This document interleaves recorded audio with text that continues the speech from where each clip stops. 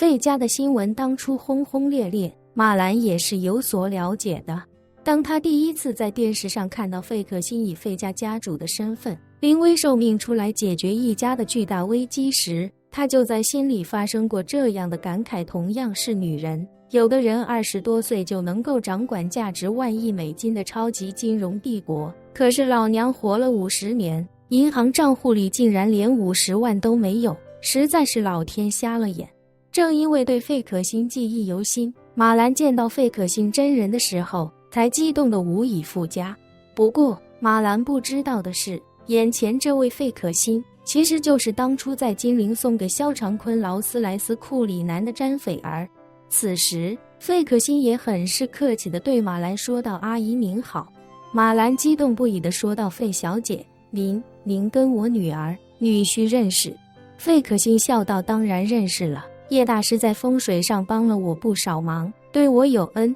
真的？马兰一脸不可置信地说道：“连费小姐您都是我女婿的客户啊？”费可欣点了点头，笑道：“能成为叶大师的客户是我的荣幸。”马兰顿时惊喜不已地说道：“哎呀妈呀，要说还得是我女婿这能力，这水平，这人脉，那真的是打着灯笼也找不到第二个了。”说着，他连忙掏出手机递给一旁的萧初然，迫不及待地说道：“初然，快给我跟费小姐一起拍几张照片。”马兰这话一出，萧初然就知道妈妈肯定是想拍个照片发到朋友圈里装一装。可是费可欣毕竟身份特殊，萧初然本能地觉得妈妈如果在朋友圈里发她和费可欣的合照，确实有些不太合适。于是他便劝道：“哎呀妈，而且身份很敏感的，还是别合照了。再说你还坐在轮椅上，这拍出来也不好看啊，搞得好像费小姐在关爱残疾人士一样。”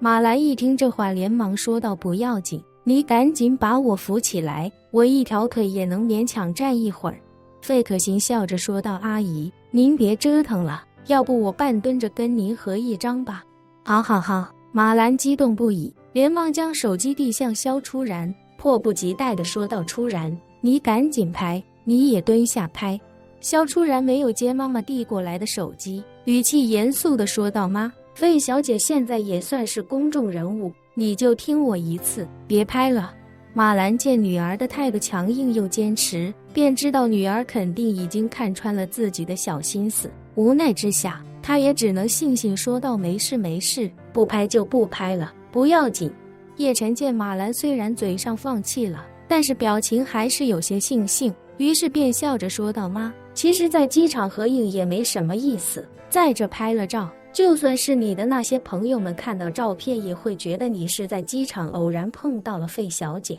硬拉着她拍了张照片，起不到你想要的效果。”叶晨话说的稍微有些隐晦，但马兰一下子就听懂了其中的精髓，于是在心里暗想：好女婿说的没错，在机场跟人合照，尤其是跟名人合照，100个人看到了，恨不得都有101个人说这肯定是碰巧遇到，死气白赖的求着人家拍的照片，真发出去了也装不了什么逼，估计也就能刺激一下钱红艳那样的人。其实一旁的费可欣本是觉得无所谓，但眼见萧初然似乎有意阻拦，于是便也笑着说道：“阿姨，这次在公共场合拍出来恐怕也不好看，不如将来有机会咱们私下聚会的时候再拍吧。”马兰一听这话，原本有些失望的心情顿时又好转不少，他心中暗示：我是好女婿，本事这么大，连费小姐都是他的客户了，以后见面肯定是少不了的，万一真能跟费小姐在聚会上拍个照片，那可真是牛大了。于是他不假思索地答应下来，笑道：“费小姐要是有时间一定要到金陵来玩，来的时候一定要到我们家里做客。”费可欣点了点头，笑着说道：“没问题，马阿姨，到时候一定登门拜访。”叶晨这时候收到了李小芬发来的语音信息，放在耳边听了听。李小芬在信息里说道：“叶晨哥哥，我们已经在纽约机场降落了，你到了吗？”叶晨回复他道：“我们刚到机场，马上开始办登记手续了。”李小芬开心地回复道：“那太好了，机长说我们不用下飞机了，在飞机上等你们就好。叶晨回复道：没错，你们就在飞机上等着，我们马上就来。回完李小芬信息，叶晨便开口说道：飞机已经降落了，要不咱们就赶紧办手续过去吧。说罢，他又对费可欣说道：费小姐，过完安检就出海关了，你就别再往里送了，赶紧回去吧。费可欣心中不舍，但还是笑着点了点头，说道：那叶大师出然，马阿姨，你们一路顺风，我就不送你们了。马兰脱口说道：哎呦，我听他们说坐飞机可不能顺风，顺风飞机会掉下来的，也不知道真的假的。叶晨笑道：妈，别听他们瞎胡说，飞机只有起飞的时候需要逆风飞，上了天之后顺风能飞得更快，本来10个小时能到，要是顺风的话没准8个小时就到了。这样啊，马兰嘟囔道：上次我来美国的时候，钱红艳凭我的朋友圈说祝我一路顺风，我在心里骂了他一路，看来是我错怪他了。叶晨不仅哑然失笑，随后便张罗萧初然一起准备过安检。在与费可欣作别之后，3人通过安检和海关，直接从贵宾楼外的停机位上登机。马兰腿脚不便，机场还专门派了2个服务人员一路搀扶。飞机上，李阿姨、李小芬和克劳迪亚见叶晨3人上了飞机，都赶紧站起来打招呼，尤其是李小芬和克劳迪亚，看到叶晨都有些羞答答的齐声叫道：叶晨哥哥。叶晨冲2人咧嘴一笑，开口问道：你们俩最近怎么样？挺好的呀。李小芬笑道：最近一想到要回金陵了，我们俩都很激动，每天晚上都要聊很久关于金陵的话题。叶晨点点头，看向克劳迪亚，笑道：克劳迪亚，趁着现在还是暑假时间，你到了金陵之后还有时间慢慢适应，到时候让小芬带着你到处走走逛逛，了解了解金陵的风土人情。克劳迪亚轻轻点了点头，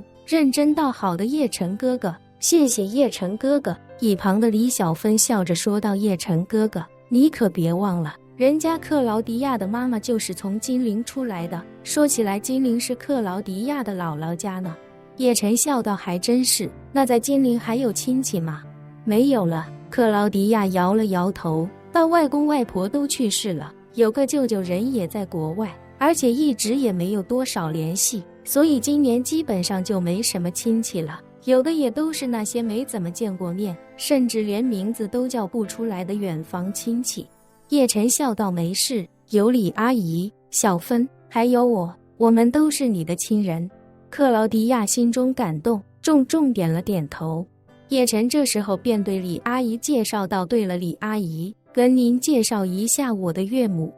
说着，他向着马兰比划了一下，随后又对马兰说道：妈，这位就是福利院的李阿姨，您应该听说过。听说过。马兰看着李阿姨，惊讶不已地说道：我以前可是天天听叶晨说起你呀。说话间，马兰脑子里不禁回想起当初萧老太太过生日的时候，叶晨在寿宴上忽然提出要借100万给这个李阿姨看病，当时自己真是恨疯了那个没眼力见儿的叶晨，可谁又能想到现在的叶晨已然成了一个求都求不到的金龟婿。一想到这件事，他又连忙对李阿姨说道：哎呀，当初叶晨为了给你治病，那真是费尽了心思，我们一家人也都是拼尽了全力想帮一把。说到这，马兰面不改色地感叹道：只可惜当初萧家那个死老太太就是个一毛不拔的铁公鸡，叶晨开口向他借钱，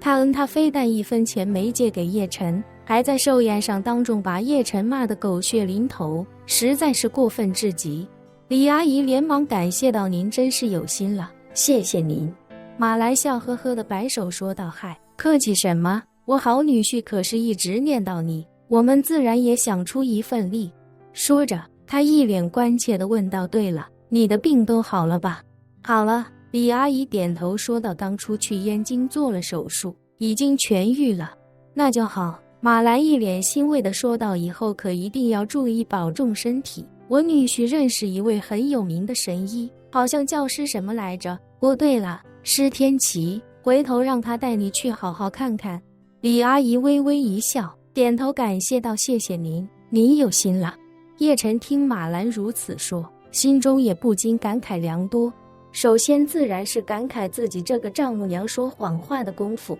那真是天下第一，不管是什么样违心的话，她都能够张口就来，这一点实在无人能及。其次便是感慨自己人生的巨大转折，自那次萧老太太寿宴，自己沦为众人踩踏的垃圾之后，自己的人生便真正意义上实现了触底反弹，而且是一飞冲天。此时机长从驾驶室走进客舱，非常礼貌地说道：“诸位贵宾，我是这次飞行的机长，很高兴为诸位服务。咱们大概有11个小时左右的飞行，如果各位都准备好，我们就可以起飞了。”马兰下意识去掏手机，想让机长回去重新再来一次，但一想到身边还有不少人，于是便也只能作罢。不过心里还是有些想炫耀一把，于是便对萧初然说道：“初然，给你爸打电话，让他赶紧收拾收拾，看着那辆劳斯莱斯到机场接咱们。”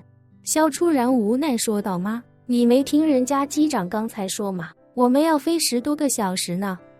马兰恍然大悟，随即摆手说道：“不要紧，你就跟他说一声，让他到时候提前1个小时到机场接咱就行了。”萧初然一向不喜欢高调，于是便开口道：“哎呀妈，就别让爸再开车去接咱们了，他开那辆车也确实太扎眼了。要我说，不如就让叶晨提前在手机上约一辆大一点的商务车，不但咱们3口能坐，李阿姨他们3人也能一起。”马兰撇撇嘴，我跟他说。飞机很快腾空而起，载着6人离开了纽约，一路向着华夏飞行。11个小时过后，飞机终于在金陵机场降落。回到阔别许久的金陵，无论是叶晨与萧初然，还是李阿姨与李小芬，都感觉十分亲切。克劳迪亚看着很平静，一路上也与李小芬有说有笑地聊了许多，但叶晨也能看得出，她似乎有些紧张与不安。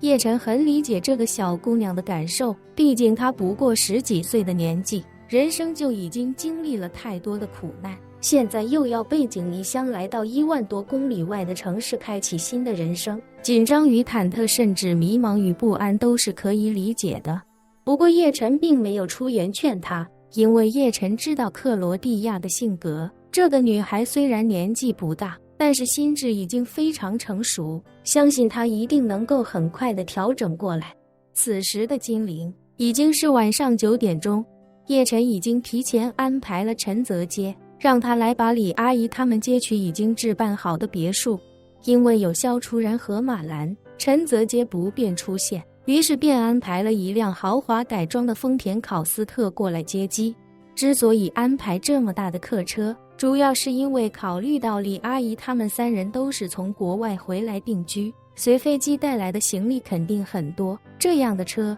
可以轻松地容纳6人，以及6人所有的行李也绰绰有余。在机场门口，李阿姨他们出门便遇到了等候多时的司机，司机和一名助手殷勤地帮他们把好几个行李箱搬上车。李阿姨看向马兰，问道：“马女士，这辆车还挺大的，要不咱们一起走吧？”马兰摆摆手，笑道：“理解，我们就不跟你们一起走了，我等我老公来接。”说着，口中还忍不住地骂道：“这个该死的萧长坤，让他早点来，早点来，怎么到现在还没出现？要是敢放老娘的鸽子，看老娘不撕了他！”本期视频结束，欢迎订阅我的频道，这样就不会错过精彩内容。